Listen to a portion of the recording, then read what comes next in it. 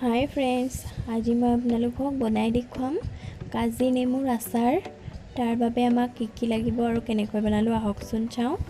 প্ৰথমে মই নেমু লৈছোঁ 4টা, আদা অলপমান আৰু অকণমান জলকীয়া। নেমুকেইটা বেছি পকা হ'লে বেছি ভাল হয়।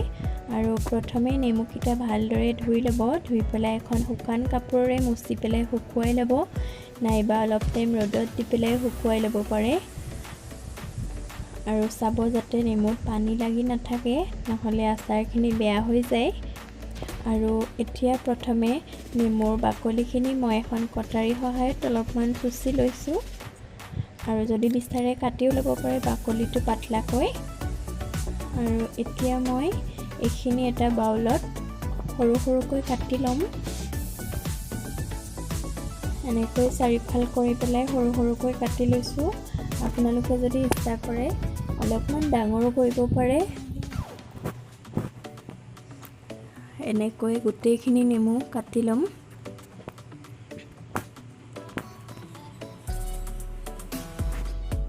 এয়া গোটেইখিনি কাটি হৈ গ'ল। এতিয়া ইয়াতে মই যিখিনি আদা ৰাখি থৈছিলোঁ ধুই পেলাই, সেইখিনিও সৰু সৰুকৈ এনেকৈ কাটি দিম। সৰু বা ডাঙৰ যেনেকৈ বিচাৰে কাটি ল'লেই হ'ল, নিজৰ ইচ্ছামতে।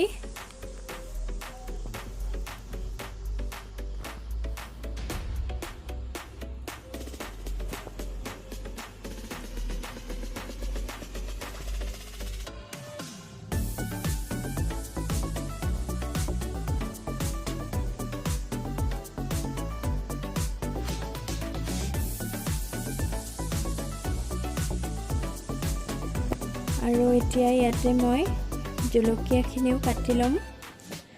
গোটেইখিনি ইয়াতে কাটি দিম। হৈ গ'ল। আৰু এতিয়া মই ইয়াতে অকণমান নেমু ৰস চেপি পেলাই দি দিছোঁ।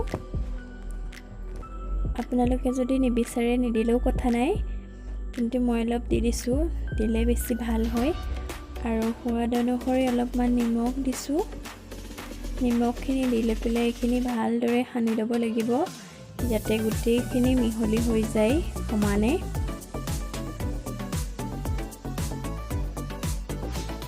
আৰু এইখিনি মিহলি কৰি পেলাই মই 1 ৰাতিৰ কাৰণে এনেকৈ ঢাকন দি পেলাই ৰাখি দিম। তেতিয়া নেমুটো কোমলি যায় আৰু আচাৰ বনাবলৈও সুবিধা হয়।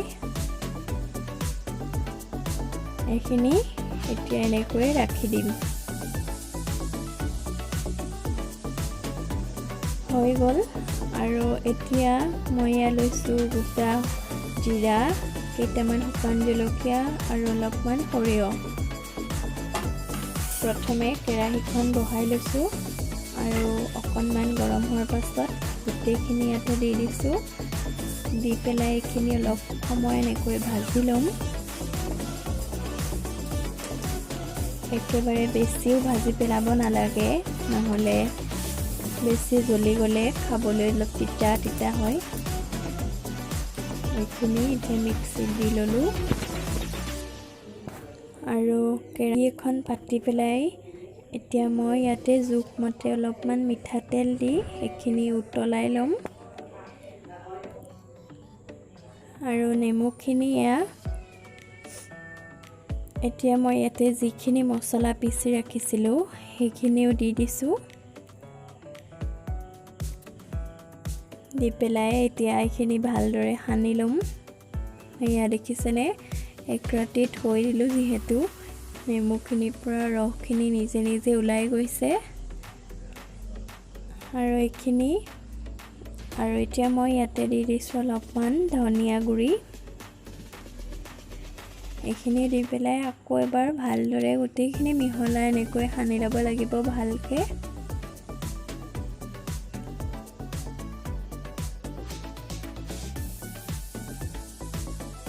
আৰু যিখিনি মিঠাতেল মই গৰম কৰিছিলোঁ একেবাৰে উতলি ধোঁৱা ওলাই যাব লাগে। আৰু তাৰ পাছত সেইখিনি একেবাৰে ঠাণ্ডা হ'বলৈ দিব লাগে, যাতে একেবাৰে ঠাণ্ডা হৈ যায়। আৰু তাৰ পাছতহে এই আচাৰখিনিত ব্যৱহাৰ কৰিম। নহ'লে যদি গৰম ভাৱটো থাকি যায় আচাৰখিনি সোনকালে বেয়া হৈ যায়। সেইকাৰণে এয়া মিঠাতেলখিনি ঠাণ্ডা হৈ গ'ল। এতিয়া মই ইয়াতে দি দিছোঁ।